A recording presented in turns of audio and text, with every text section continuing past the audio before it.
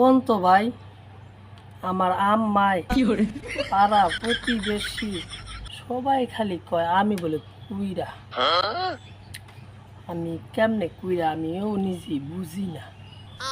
আমার কথা আমি কই আপনা করে সকালবেলা ঘুমেতে উঠছি তখন 9টার মতো বাজে।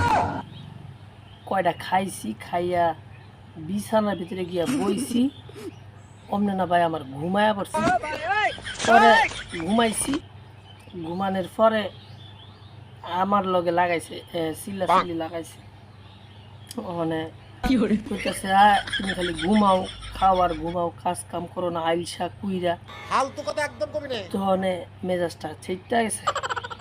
আমি কই আমারে এত অপমান করব, মেজাজ গরম হয়ে গেছে। এরপরে ঘুরিতে দেই অনেক 2টা বাজে।